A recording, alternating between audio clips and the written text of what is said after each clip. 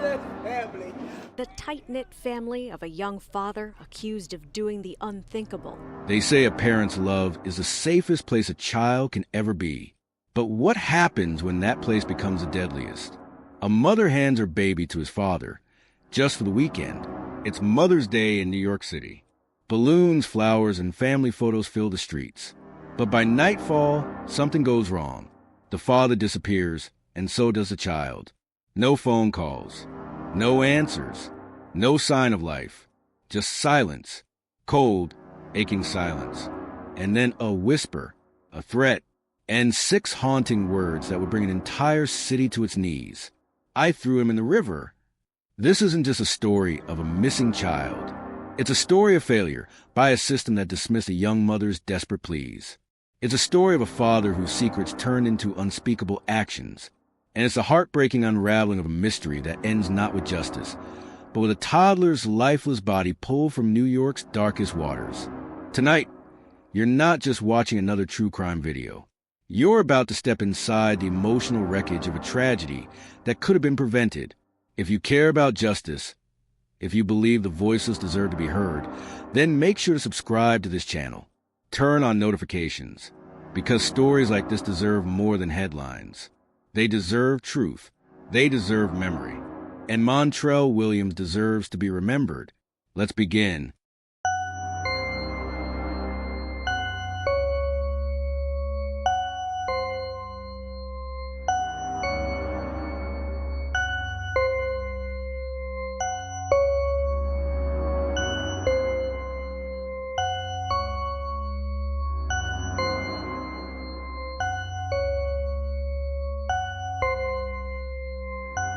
It started with a celebration. Mother's Day, a soft Sunday evening in the Bronx. Families gathered in parks, laughter spilling into the air. Children played while parents captured moments on cell phones. The city momentarily quieted by love and appreciation. Somewhere within that peaceful mosaic, a little boy named Montrell Williams clung to the one person he trusted most, his father. He was just 2 years old, with eyes wide enough to swallow stars. Nobody knew it then, but that would be the last time anyone saw Montrell alive. Montrell had been spending time with his 20-year-old father, Arius Williams, during what was supposed to be a routine visit. The arrangement between the parents was loose, informal, like many young families trying to navigate early parenthood. Montrell's mother, a 17-year-old girl, had handed her son over to Arius that weekend, so he could be part of the holiday gathering at Arius's family's place. There was tension between them, sure, but this was still a family. There was still a child caught in the center. That Sunday evening, surveillance cameras captured a chilling sequence. Arius walking along the Brooklyn Expressway with a black bag in his arms. His figure moved slowly. The bag he was carrying seemed far too heavy for trash. Police now believe it was Montrell. At one point, the footage shows Arius stopping at a railing near the Brooklyn Bridge, overlooking the Bronx River. Then the bag was gone. No one knew this yet, not even the boy's mother. She waited later that night, expecting her son to be returned. He wasn't. At first, she tried to rationalize it. Maybe Arius was running late. Maybe there had been a misunderstanding. Maybe, just maybe, everything was fine. But it wasn't. She called. No answer. Text went unread. She reached out to Arius's family, who claimed they hadn't seen Montrell. That sense of dread, the kind only a mother could know, began to spread through her body like ice water. Her panic turned into action, and she reported the situation to the NYPD. But the response she received was far from urgent. The police classified it as a domestic dispute, not a custodial interference. To them, it was just a disagreement between 2 young parents. That misstep, many believe, cost Montrell his life. Days passed, then weeks. Still, no sign of the toddler. The mother took matters into her own hands. On May 30th, nearly 3 weeks after Montrell vanished, she filed a petition in Bronx Family Court, formally accusing Arius of custodial interference. The court took it seriously, issuing a warrant for Arius Williams. But he had disappeared. Like smoke, he slipped through the cracks of the system, hiding in plain sight. The mother's fear became unbearable. Every night, she stared at photos of her son, his chubby cheeks, his innocent smile, the tiny sneakers she had saved from his first birthday. She began walking the same streets they had once walked together, searching for anything, anyone, that could lead her to her child. Then, on June 7th, fate intervened. She saw him, Arias, walking down the street in the Bronx. She approached, desperate for answers, trembling with equal parts rage and heartbreak. What happened next would become the most chilling revelation in the case. He pulled a knife.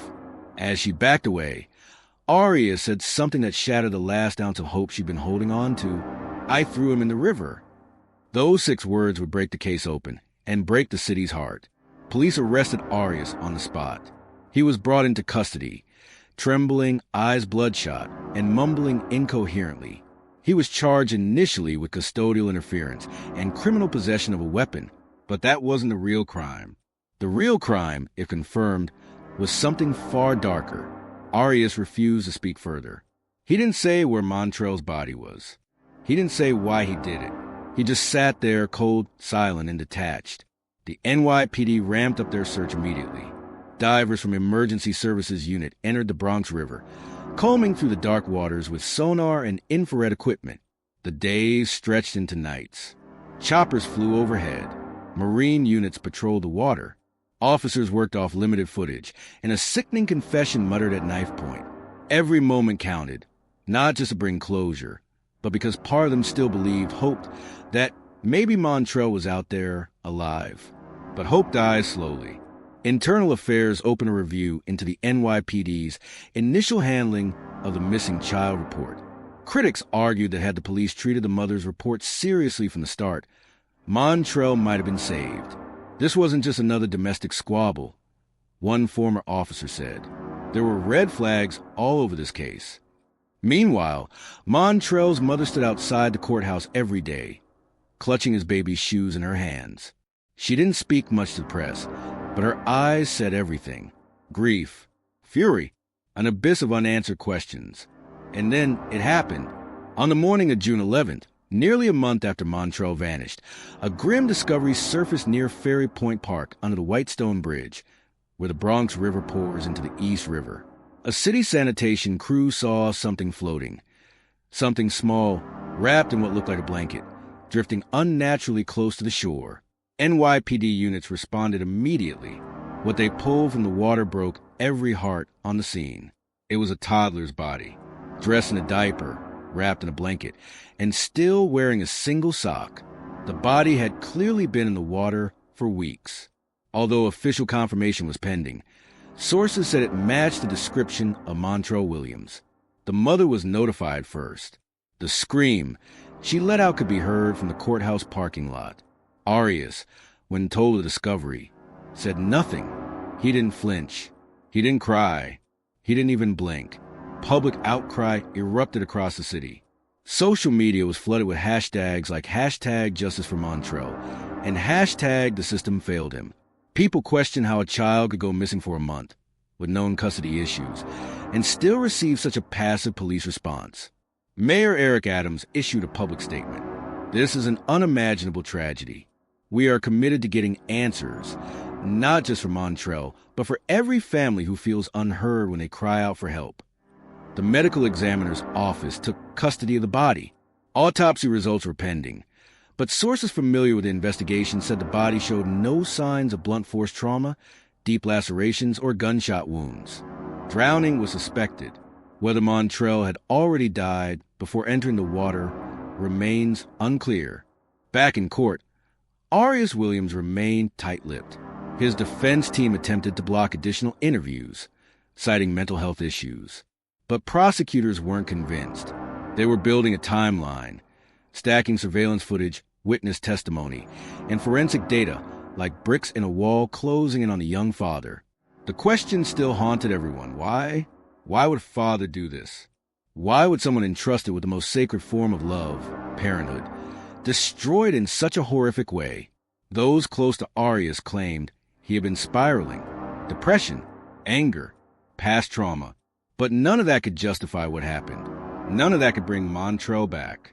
In the weeks following the discovery, a small memorial appeared near the Whitestone Bridge. Teddy bears, toy cars, balloons, notes from strangers. One read, "You deserve the world, little one, not the river." For Montrell's mother, the loss is bottomless. Her life will now forever be measured in before and after, before the silence, before the lies, before the river swallowed her son. The investigation remains ongoing. Arias Williams has not yet been formally charged with homicide as of this writing, though he remains a prime suspect. Prosecutors are awaiting autopsy results and final identification of the body to move forward with murder charges. But to most, there's no mystery left. Montrell is gone, and the world is a darker place for it. But this story, it's not over. Not yet. A mother still wakes up screaming in the night, clutching empty baby clothes. A community still waits for answers from a justice system that moved too slow. And a little boy, 2 years old, still learning to speak, vanished from this world wrapped in a blanket, floating in silence as the city moved on. We ask ourselves, why wasn't he protected? Why wasn't the mother believed when she cried out for help? And why is the man who confessed still sitting in a cell, uncharged of murder, while the clock ticks and the river keeps its secrets?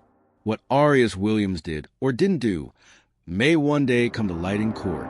But Montrell's name, his memory, his short, beautiful, innocent life must not disappear like he did. Because this isn't just Montrell's story. It's every child's story who slipped through the cracks. Every young mother dismissed. Every life lost because someone didn't listen in time. So if this story moved you, if it broke your heart, made you angry, or made you think, don't let it end here. Like this video, share it, and subscribe to this channel. Because the more people who hear Montrell's name, the harder it becomes for this tragedy to be buried, ignored, or forgotten. Let's keep the story alive. Let's demand better. And let's make sure Montrell Williams is remembered, not just for how he died, but for how he chose to never look away.